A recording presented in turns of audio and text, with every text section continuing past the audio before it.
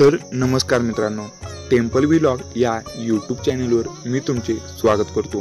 तर मित्रांनो, आपल्या चॅनलवर खूप दिवसातून व्हिडिओ आलेला आहे, तरी एवढ्या दिवसातून आपल्याला काही तांत्रिक अडचणीमुळे आपल्या चॅनलचा पासवर्ड विसरला असल्यामुळे जरा चॅनल रिकवर होत नव्हते।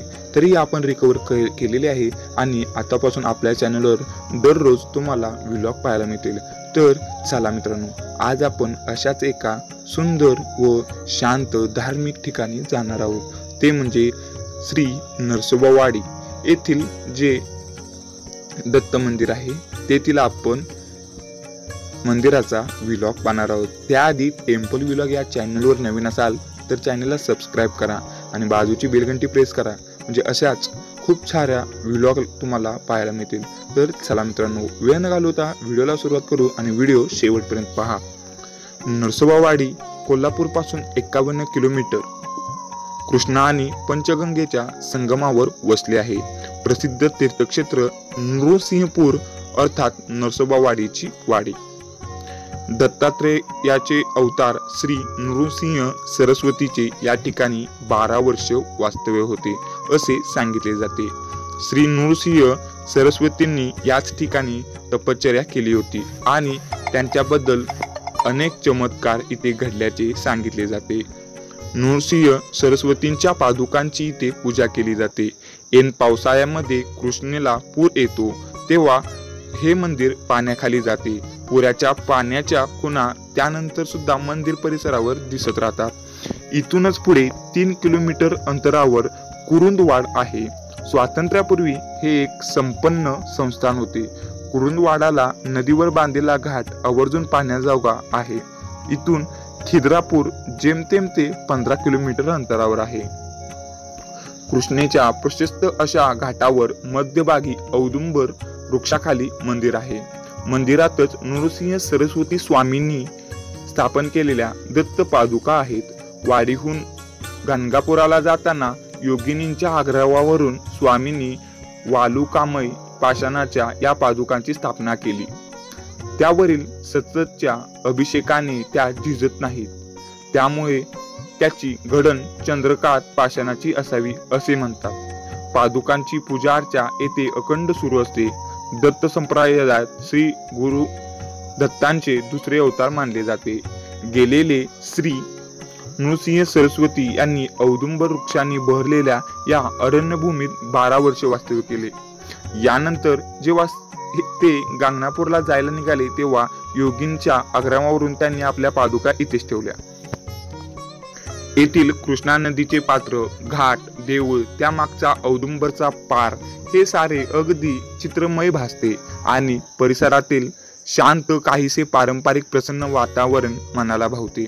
या मंदिराभोवती मोठा गोलाकार मंडप असून त्याला चारही बाजूला उंच उंच विस्तृत खांब आहेत। मधोमध श्री गुरु ज्या औदुंबर वृक्षाखाली बसत असत तो वृक्ष आणि त्या खालील कृष्णा नदी सम्मुख पादुका आहेत व त्यापुढे थोडी मोकळी जागा आहे।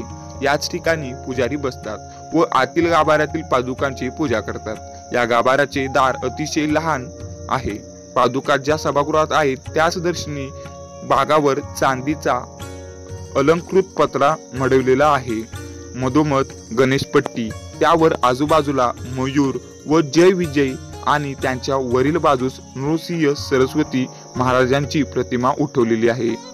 पुजारी येथे आसनस्थ होऊन पूजा करतात। त्यांच्या एका बाजूला स्वयंभू श्री गणेशाची मूर्ती आसन तिचीही पूजा करतात।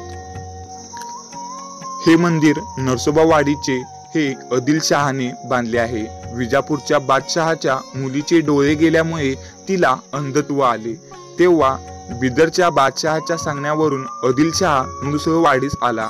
त्याने गुरूंचे दर्शन घेतले व नवस बोलला। पुजाराने जो अंगारा दिला त्याने मुलीच्या डोळ्याला लावला, तिला दृष्टी प्राप्त झाली। त्यामुळे बादशहा आनंदित झाला आणि त्याने कृष्णेच्या पैलावरीवरील औरवाड व गौरवाड ही 2 गावे देवस्थानच्या पूजेअर्चेसाठी इनाम दिली अशी नोंद आढळते। यापैकी औरवाड म्हणजे पूर्वीचे अमरापूर या गावाचा उल्लेख गुरुचरित्रामध्ये येतो। या गावात आंबरेश्वर प्राचीन मंदिर आहे। नरसोबावाडीचे मंदिर विजापूरच्या मुसलमान बादशाने बांधले असल्यामुळे त्यावर कळस नाही. हे मंदिर म्हणजे एक लांबट आकाराची उंच अशी वास्तू आहे आणि त्यासमोर संत वाहणाऱ्या कृष्णेचा विस्तीर्ण घाट आहे. नरसोबावाडीचा उल्लेख अमरापूर या नावाने गुरुचरित्रात केला गेला आहे. त्यामुळे नरसोबावाडीच्या मंदिराची विजापूरच्या मुसलमान बादशाने बांधल्यामुळे त्यावर कळस नाहीये मित्रांनो. त्यामुळे हे ठिकाण दत्त भक्तांच्या दृष्टीने महत्त्वाचे मानतात. इथे नृसिंह सरस्वतींच्या मंदिराव्यतिरिक्त रामचंद्र योगी यांचीही समाधी आहे. याशिवाय नारायण स्वामी, काशीकर स्वामी, गोपाल स्वामी, मौनी स्वामी इत्यादीची समाधी पाहायला मिळते. तर या मंदिराच्या बाहेरील बाजूस जे विक्रेते आहेत तिथे खूप सारे विक्रेते आपला उदरनिर्वाह करतात. या नरसोबावाडीचे एक प्रसिद्ध म्हणजे जे नरसोबावाडीचे प्रसादाचे पेढे असतात ते खूप प्रसिद्ध आहेत. त्यानंतर मित्रांनो अशा प्रकारे येथील जे लोक आहेत ते आपला उदरनिर्वाह करून इथे जे छोट्या मोठ्या वस्तू विकून आपला उदरनिर्वाह करतात आणि हे सांगलीच्या खूपच जवळ आहे आणि कोल्हापूर पासून 51 किलोमीटर हे नरसोबावाडी आहे. तर मित्रांनो आत आल्यानंतर आपल्याला अशा प्रशस्त उभा हॉल दिसतो. यामध्ये वेगवेगळ्या प्रकारच्या खोल्या आहेत. त्यानंतर पुढे मित्रांनो आपल्याला एक छोटेसे त्या मंदिराचे ऑफिसही दिसते. तर मित्रांनो या ऑफिसमध्ये जे देणगीदारांची देणगी असेल ते याचा इथे पावत्या फाडतात. ऑफिस पडून पुढे आल्यानंतर आपल्याला श्री नृसिंह सरस्वती स्वामी दत्त देवस्थान श्री क्षेत्र नृसिंहवाडी श्री दत्त भक्तांचे सहर्ष स्वागत असा एक हिरव्या कलर मध्ये बोर्ड दिसतो. त्यामध्ये मुख्य मंदिर, कृष्णा नदी, अभिषेक हॉल, प्रसादालय, कृष्णा पंचगंगा, स्वच्छतागृह, भक्त निवास, धार्मिक विधी हॉल, दर्शक्रिया याचा रेषेपासून आपल्याला कुठे कोणता मार्ग आहे ते आपल्याला दर्शवलेले आहे. पुढे आपल्याला आल्यानंतर इथे मंदिराकडे जाण्यासाठी एक रस्ता दिसतो. हे मंदिर जर आपण पाहिले तर यामध्ये उंच खांब आणि या मंदिराला कळस नाही, कारण हे पूर्वीच्या माणसांच्या म्हणणीतून आले आहे की हे एका मुसलमान आदिलशहाने बांधले आहे. तर त्यानंतर मित्रांनो यामध्ये खाली कृष्णा नदीचा घाट आहे. त्यामध्ये आपल्याला खूप साऱ्या पायऱ्या दिसतात. त्या पायऱ्यापासून खाली कृष्णा नदी वाहत गेलेली दिसते. इथून आपल्याला जवळजवळ थोड्या अंतरावर कृष्णा आणि दुसऱ्या नदीचा उगम झालेला दिसतो. यामध्ये माणसे अमावस्येला किंवा जर पौर्णिमेला इथे दीपोत्सव करतात. पायऱ्यांवरील असे दीप ज्योती उजवून या मंदिराची शोभा वाढवली जाते. हे मित्रांनो आपल्याला श्री नरसोबावाडीची स्वामीची जे मुखालय आहे ते आपल्याला पाहायला मिळेल. हे चांदीचे पुढे इथे आपल्याला पत्र आपल्याला दिसतो. त्यावर कडला जय विजय हे 2 द्वारपाल आहेत. त्या वरच श्री गणेशाची मूर्ती आहे आणि त्या आत चौकोनामध्ये श्री दत्त स्वामींची मूर्ती स्थापन केली आहे. आणि मित्रांनो या बाजूला खूप सारा अशा प्रकारे सजवण्यात येत असतं. ज्या त्या ह्याला श्री दत्त स्वामींची पूजा व्यवस्थित आणि खूप सुसंगत केली जाते. मित्रांनो यामध्ये आपल्याला दिसत आहे की खूप सुंदर व फुलाच्या पुष्पने हे मंदिर आपल्याला सजवलेले दिसते. इथे विविध कार्यक्रम, अभिषेक यासाठीही वेगवेगळे वेळी दिलेले आहेत. आणि त्याच मंदिराच्या बाजूला श्री गणेशांची एक छोटीशी मूर्ती पाहायला मिळते. यामध्ये तुम्ही इथे पाहू शकता बाजूला श्री दत्त स्वामींची मूर्ती आणि या बाजूला श्री गणेशाची मूर्ती आपल्याला पाहायला मिळते. तर मित्रांनो या मंदिरात आपल्याला भोजनाचीही आणि प्रसादाची वेळ केलेली आहे. यामध्ये हॉलमध्ये खूप सुसंगत वरील फॅन किंवा सर्व सोयी व्यवस्थित केल्या आहेत. येथील प्रसादही खूप छान व सुरेख असतो आणि भाविक भक्त आपल्या स्वइच्छेने इथे देणगी फाडतात. तर मित्रांनो मी तुम्हाला जे मागाशी म्हटलं की इथे जे पेढे प्रसिद्ध आहेत ते अशा प्रकारे खूप छान पेढे असतात.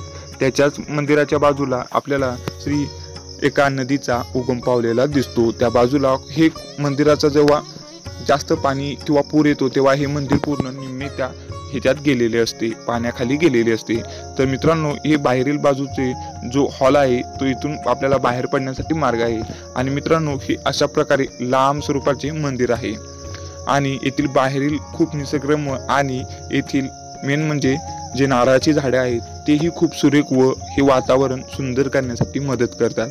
तर मित्रांनो, आज आपण श्री दत्त मंदिराची औदुंबर नसून हे श्री नृसिंहवाडी येथील आपण पाहिलेलं आहे. तर मित्रांनो, आपल्याला व्हिडिओ कसा वाटला हे कमेंट सेक्शनमध्ये जरूर सांगा. आणि काही तुम्हाला अजून माहिती हवी असेल, कोणत्या मंदिराचा व्हिडिओ हवा असेल ते आपल्याला कमेंटमध्ये जरूर सांगा. तर मित्रांनो, नंतर भेटू अशाच एका इंटरेस्टिंग आणि एका नवीन व्हिडिओ सोबत. तोपर्यंत धन्यवाद आणि स्वस्त रहा, छान रहा. नंतर भेटू एका नवीन व्हिडिओ सोबत. धन्यवाद.